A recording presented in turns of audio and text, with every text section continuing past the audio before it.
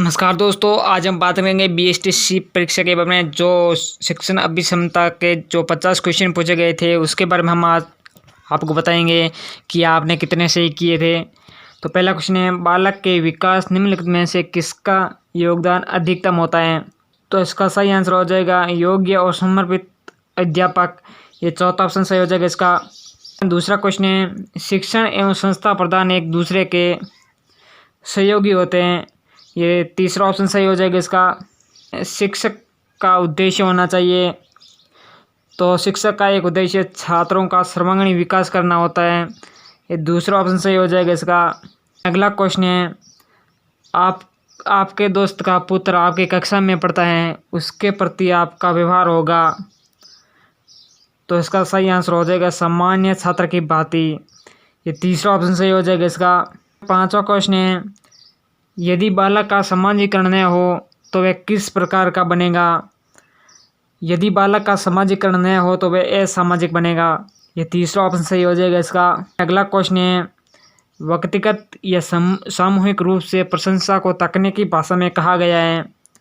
तो इसका सही आंसर हो जाएगा कुशल प्रबंध करने में सहायक। ये चौथा ऑप्शन सही हो जाएगा इसका। सातवां क्वेश्चन है, कक्षा में शिक्षण हेतु प्रवेश करने से पूर्व मैं आज के पाठ की शिक्षण सहायक सामग्री साथ लेकर जाऊंगा। ये तीसरा ऑप्शन सही हो जाएगा इसका। आठवां क्वेश्चन है, नेतृत्व का बुनियादी आधार माना गया है।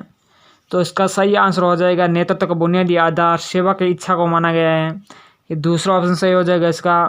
नौवां क्वेश्चन है, अच्छे नेता के गुणों के विकास के लिए सबसे महत्वपूर्ण भूमिका होती है। तो एक अच्छे नेता के गुणों के विकास के लिए सबसे महत्वपूर्ण भूमिका विद्यालय की होती है। ये दूसरा ऑप्शन सही हो जाएगा इसका।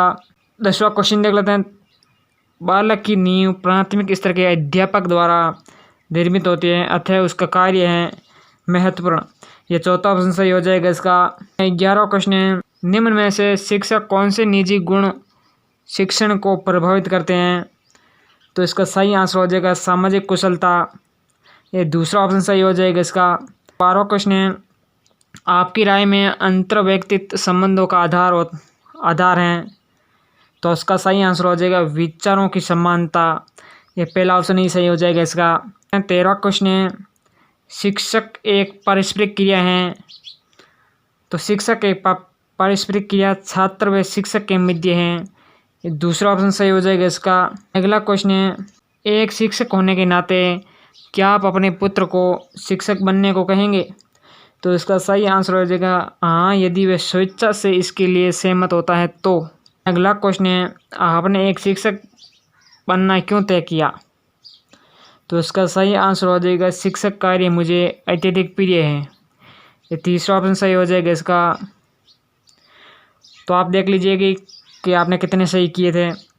विद्यालय समाज का एक छोटा रूप है। तो विद्यालय एक समाज के छोटा रूप है, ये सत्य है। ये तीसरा ऑप्शन सही हो जाएगा इसका।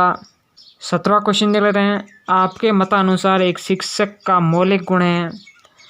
तो इसका सही आंसर हो जाएगा शिक्षण विधियों का ज्ञान होना शिक्षक का मौलिक गुण होता है। 18वां क्वेश्चन है, कक्षा में उचित संप्रेषण हेतु आवश्यक है कि आपका व्यवहार पूर्ण रूप से नाटकीय हो। ये कथन है, ये कथन सही है।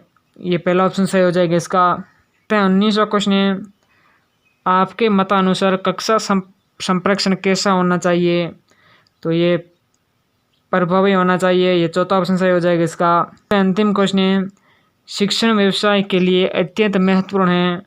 तो शिक्षण व्यवसाय के लिए अत्यंत महत्वपूर्ण शिक्षण अभिक्षमता है। ये तीसरा ऑप्शन सही हो जाएगा इसका। तो आज क्वेश्चन यही थे। अगर अच्छा लगा तो लाइक करना और मेरे चैनल को सब्सक्राइब करना। Thanks for watching.